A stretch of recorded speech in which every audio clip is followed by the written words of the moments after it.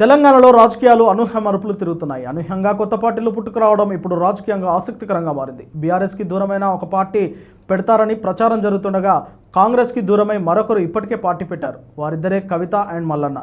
వీరిద్దరికీ ఒకరిపై ఒకరు విమర్శలు చేసుకున్న చరిత్ర ఉంది. అయితే ఒకరిది వారసత్వ రాజకీయం అయితే మరొకరిది అనూహ్య రాజకీయం.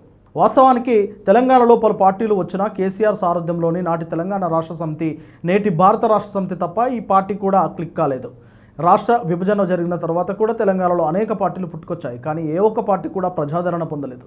తెలంగాణ ఉద్యమ సమయంలో కీలక భూమిక పోషించిన కోదండరాం పార్టీ పెట్టినా కూడా ప్రజలు ఆదరించలేదు. అలాగే అనేక మంది కొత్త పార్టీలు పెట్టి కనుమరుగైపోయారు. తెలంగాణలో ప్రధానంగా బీఆర్ఎస్, కాంగ్రెస్, బీజేపీలు మాత్రమే ప్రస్తుతానికి ప్రజలు ఆదరిస్తున్నారు. కొత్త పార్టీలను ప్రజలు ఆదరించే పరిస్థితి కనిపించడం లేదు. ఇలాంటి తరుణంలో తాజాగా మరికొన్ని కొత్త పార్టీలు తెలంగాణలో వచ్చేస్తున్నాయి. కొన్ని పార్టీలు వచ్చేశాయి, మరికొన్ని పార్టీలపై ప్రకటన రావాల్సి ఉంది. కాంగ్రెస్ పార్టీ నుంచి సస్పెండ్ అయిన ఎమ్మెల్సీ తీన్మార్ మల్లన్న కొత్త పార్టీ పెట్టారు. తెలంగాణ రాజ్యాధికార పార్టీ అనే ఆయన జనంలోకి వెళ్ళబోతున్నారు. అజెండాను ప్రజల ముందుంచారు. వెనుకబడిన వర్గాలకు అండగా ఉండేందుకు వారి ఆత్మగౌరవమే ప్రధాన ఎజెండాగా పార్టీ పనిచేస్తుందని చెప్పారు. బీసీలకు రాజ్యాధికారం కావాలని తెలిపారు. ఇకపై జరిగే అన్ని ఎన్నికల్లో తమ పార్టీ పోటీ చేస్తుందని తీన్మార్ మల్లన్న ప్రకటించారు. బీసీలు ఈ పార్టీని సొంతం చేసుకుని ఆదరించాలని అంటున్నారు. బీఆర్ఎస్ నుంచి సస్పెండ్ అయిన కల్వకుంట్ల కవిత కూడా కొత్త పార్టీ పెట్టేందుకు సిద్ధమవుతున్నారని టాక్ వినిపిస్తుంది. అయితే దీనిపై కవిత అధికారికంగా ప్రకటన చేయలేకపోయినా ప్రస్తుతం ఆమె తెలంగాణ జాగృతి పేరిట జనంలోకి వెళ్లేందుకు ప్రయత్నిస్తున్నారు. కల్వకుంట్ల కవిత కూడా బీసీలను ఓన్ చేసుకునే ప్రయత్నంలో ఉన్నారు.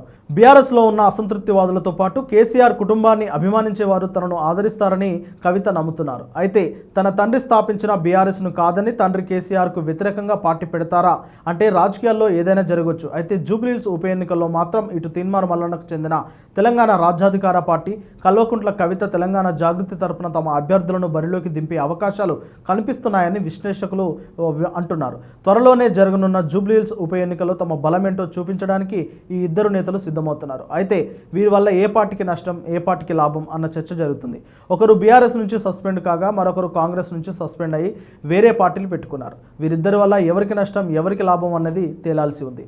అలాగే ప్రజలు వీరిని ఏ మేరకు ఆదరిస్తారు అనేది కీలకమే.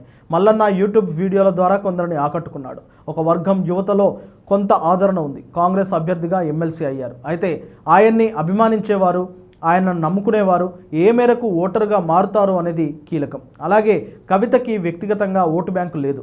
కేసీఆర్ కూతురుగా కొంత గుర్తింపు ఉంది. అది ఏ మేరకు ఓట్లో రాలుతుంది అనేది ఆమె రాజకీయ భవిష్యత్తుకి కీలకం కానుంది.